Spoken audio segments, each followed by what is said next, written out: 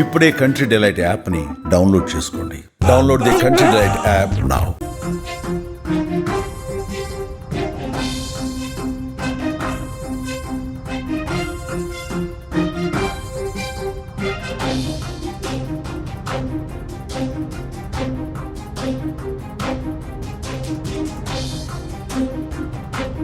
బీఆర్ఎస్లో బలగన్ సినిమా సీన్లు కనిపిస్తున్నాయి. ఓదార్పు వైపు మళ్ళింది ఇప్పటి వరకు కవితకి బీఆర్ఎస్కి మధ్య ఏర్పడిన గ్యాప్. బీఆర్ఎస్ అధినేత కేసీఆర్ కవితని నిన్నంతా బుజ్జగించే ప్రయత్నం చేసినట్టుగా తెలుస్తోంది. దగ్గరి బంధువులు అట్లాగే పార్టీలో కీలక నేతలైన దివికొండ భాస్కర్రావు అట్లాగే గండ్రా మోహన్ రావుల ద్వారా కవితతో రాయబారపు చర్చలు జరిపినట్టుగా తెలుస్తోంది. కవిత చాలా యాక్టివ్గా ఉన్నారు. నిన్న కూడా కేటీఆర్కి ఈ కార్స్ విషయంలో నోటీసులు జారీ చేసిన వెంటనే కవిత రాత్రి స్పందించారు. కేటీఆర్కి నోటీసులు జారీ చేయడం పైన ప్రభుత్వంపై విమర్శలు గుప్పించారు. అట్ ది సేమ్ టైం కవితతో ఇటు కేసీఆర్ కూడా మంతనాలు జరిపినట్టుగా తెలుస్తుంది. కవితను బుజ్జగించే ప్రయత్నం చేసినట్టుగా తెలుస్తుంది. దివికొండ భాస్కర్రావు ఎంపీ అయిన దివికొండ భాస్కర్రావుతో పాటు గండ్రా మోహన్ రావు చాలా కేసీఆర్ కుటుంబానికి చాలా దగ్గరగా ఉంటారు. వీళ్ళని కవిత ఇంటికి పంపించి నిన్న దాదాపు 3 గంటల పాటు చర్చలు జరిపినట్టుగా తెలుస్తోంది. అంతేకాదు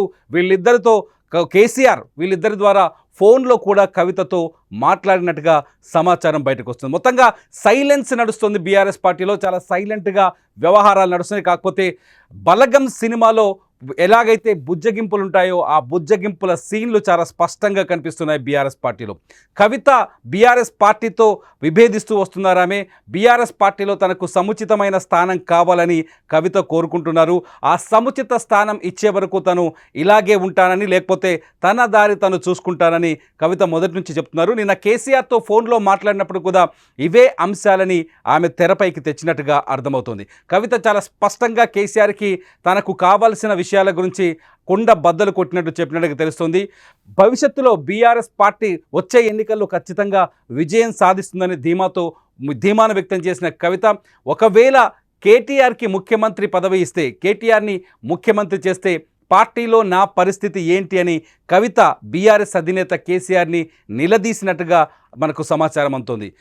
పార్టీలో తన హోదా ఏంటి, ప్రభుత్వంలో తన హోదా ఏంటో స్పష్టత ఇస్తేనే ఈ సమస్యకు పరిష్కారం వస్తుందని కవిత నేరుగా కేసీఆర్తో చెప్పినట్టుగా తెలుస్తుంది. నిజానికి కవితకి నో ఎంట్రీ, ఫామ్ హౌస్లోకి కవితని రానివ్వట్లేదు కేసీఆర్, మాట్లాడడానికి అవకాశం ఇవ్వట్లేదని బయటకు సమాచారం ఉన్నప్పటికీ కూడా కేసీఆరే ఒక అడుగు ముందుకేసి కవితతో చర్చలు జరిపినట్టుగా సమాచారం అందుతోంది.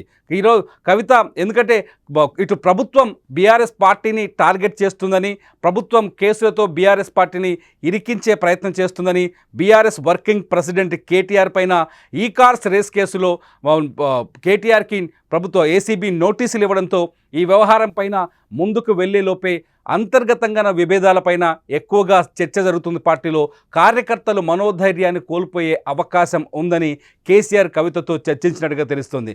కేసీఆర్ ఫోన్ తర్వాత కూడా కవిత ఇంకా స్పష్టత ఇవ్వలేదని తెలుస్తుంది. ఖచ్చితంగా ఇప్పటికిప్పుడు పార్టీలో తన పొజిషన్ ఏంటి, రేపు ప్రభుత్వంలో తన పొజిషన్ ఏంటో స్పష్టత ఇస్తే కానీ ఈ సమస్యకు పరిష్కారం రాదని కవిత చెప్పినట్టుగా తెలుస్తుంది. లేదంటే తన దారి తను చూసుకుంటానని కేసీఆర్తో కవిత తెగేసి చెప్పిందని బీఆర్ఎస్ తెలంగాణ జాగృతి నాయకులు మాట్లాడుతున్నారు. మొత్తంగా కవిత ఖచ్చితంగా పట్టుబట్టుకొని కూర్చుంది. ఎట్టి పరిస్థితుల్లో పార్టీలో తన పొజిషన్ని చేదిక్కించుకునే వరకు ఆమె పార్టీ వైపు అడుగు వేసే అవకాశం లేదని అర్థమవుతుంది. అప్పటి వరకు పార్టీతో విభేదిస్తూనే ఉంటారని అర్థమవుతుంది. మొత్తానికి కేటీఆర్ వర్సెస్ కవిత అన్నట్టుగా ఇక్కడ వివాదం స్పష్టంగా కనిపిస్తోంది. కేటీఆర్కి ఉన్నత స్థానం లభిస్తే నా పరిస్థితి ఏంది, పార్టీలో నేను మామూలు కార్యకర్తగానే ఉండాలా, పార్టీ కోసం సేవ చేస్తూ ఉండాలా అనే భావనతో కవిత ఉన్నట్టుగా స్పష్టంగా అర్థమవుతుంది. కేటీఆర్కి ఒకవేళ పదవి ఇస్తే నాకు కూడా పదవి ఇవ్వాల్సిందే అని కవిత పట్టుబడుతున్నట్టుగా తెలుస్తోంది. కవిత రాయబారం తర్వాత కవిత ఎటువంటి నిర్ణయం తీసుకుంటారన్నది ఇప్పటికీ కూడా ఉత్కంఠగా మారింది. మొత్తానికైతే సిచ్యువేషన్ కొంత బీఆర్ఎస్కి అనుకూలంగా కనిపిస్తుంది. కేసీఆర్ రంగంలోకి దిగడం, కవితతో చర్చలు జరపడంతో కాస్త పరిస్థితి సైలెంట్గా కనిపిస్తుంది. ఇటు బీఆర్ఎస్ వర్గాలు కూడా 2 రోజులుగా స్తబ్దుగా ఉన్నాయి. కవిత అంశంలో ఎటువంటి కామెంట్స్ చేయకుండా ఉన్నారు. కవిత అంశాన్ని పూర్తి స్థాయిలో పార్టీ చూసుకుంటుందని, పార్టీ అధిష్టానమే చూసుకుంటుందని బీఆర్ఎస్ వర్గాలు చెబుతూ ఉన్నాయి. ఇటు కవిత కూడా మొండి పట్టుతో ఉండటం, పార్టీలో తనకు స్పష్టత, పార్టీలో తనకు కావలసిన పదవి దొరికి బాధ్యతల్ని కీలక బాధ్యతల్ని అప్పజెప్తే తప్ప నేను ముందుకు రాను, లేకపోతే ఈ పరిస్థితి మారదు అని కవిత తెగేసి చెప్పడంతో మొత్తానికి బీఆర్ఎస్ శ్రేణుల్లో కూడా కొంత పాజిటివ్ కనిపిస్తోంది. మొత్తానికి అధినాయకత్వం రంగులోకి దిగడం, అధినాయకత్వం నేరుగా కవితతో చర్చలు జరపడం, కేసీఆరే తన ప్రతినిధుల్ని పంపించి రాయబారానికి పంపడం, ఇవన్నీ చూస్తుంటే 2-3 రోజుల్లో పార్టీలో కవిత అంశం పైన ఒక స్పష్టత వచ్చే అవకాశం అయితే కనిపిస్తుంది. అయితే కవితకి పార్టీ బాధ్యతలు అప్పగిస్తారా కేసీఆర్? ప్రస్తుత పరిస్థితుల్లో కవితని పార్టీలో కీలక నేతగా మార్చే అవకాశాలు ఉన్నాయన్నది ఇప్పుడు అతిపెద్ద ప్రశ్నగా కనిపిస్తుంది. ఇప్పటికే పార్టీలో హరీష్ వర్సెస్ కేటీఆర్ అనే ఒక చర్చ జరుగుతోంది. మొదటి నుంచి హరీష్ ఎప్పటికైనా పార్టీలో కీలక నేతగా మారబోతారని, హరీష్కి కీలక పదవులు వస్తాయని ఆయన అనుచరులు కూడా ఎదురు చూస్తారు.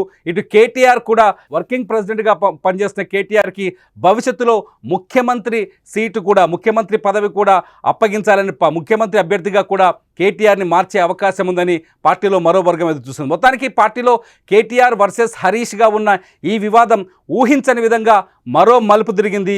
కేటీఆర్ వర్సెస్ హరీష్గా కార్యకర్తలు కావచ్చు, రాజకీయ విశ్లేషకులు కావచ్చు ఈ అంశాన్ని చూస్తూ వచ్చారు బీఆర్ఎస్ని ఇప్పటి వరకు. కానీ ఇప్పుడు సడన్గా సీన్ చేంజ్ అయింది.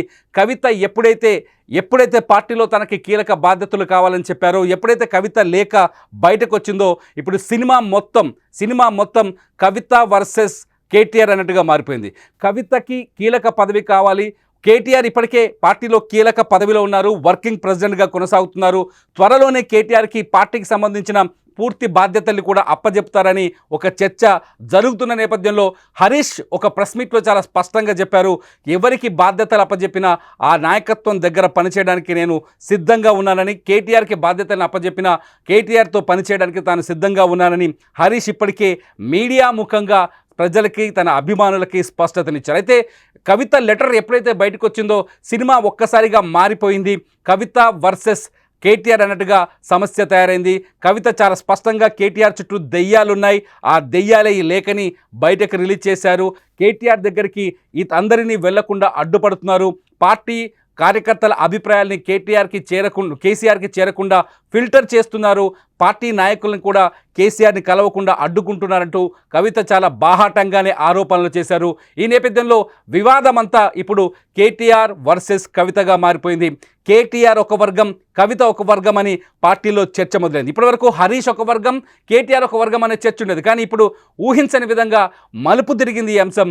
కేటీఆర్ వర్సెస్ కవిత అని ఈ ఇద్దరిని అధినేత కేసీఆర్ ఎలా సమన్వయపరుస్తారు, హరీష్ పరిస్థితి ఏంటి పార్టీలో అన్నది కూడా ఇప్పుడు కీలకమైన చర్చకు దారితీస్తుంది. ఏది ఏమైనా కవిత ప్రస్తుతానికి ఇంకా అలకప్లోనే ఉందని, కవిత ఇంకా తను అనుకున్నది జరిగే వరకు పార్టీతో చర్చించే అవకాశమే లేదని ప్రస్తుతానికి అందిన సమాచారం. మొత్తానికైతే ఈ చర్చల్ని స్వయంగా కేసీఆర్ నడిపిస్తుండడం, స్వయంగా దూతల్ని కేసీఆర్ పంపించి చర్చలు జరపడంతో పరిస్థితులు కొంత మారే అవకాశం ఉందని మాత్రం పార్టీ శ్రేణుల్లో తెలుస్తుంది. చూద్దాం ఈ అంశం ఇంకా ఎంతవరకు కొనసాగుతుంది, ఎన్ని రోజులు వెళ్తుంది, కవిత కాంప్రమైజ్ అవుతుందా, లేకపోతే పార్టీ పదవి తీసుకున్నాకే కవిత కాంప్రమైజ్ అవుతుందా అనేది ఇప్పుడు ఆసక్తికరంగా మారుతుంది. మీరేమనుకుంటున్నారు ఈ అంశం పైన? మీరు కూడా లైవ్లో కామెంట్ చేయొచ్చు. ప్రస్తుతం మీరు ఈ అంశాన్ని లైవ్లో చూస్తున్నారు. మీరు కూడా కవిత ఏం చేస్తే బాగుంటుంది, కేటీఆర్కి ఎటువంటి బాధ్యతలు అప్పచెప్తున్నారు, కవిత వర్సెస్ కేటీఆర్గా ఈ అంశం మారిపోయిందా, హరీష్ పరిస్థితి ఏంటి అనే అంశం పైన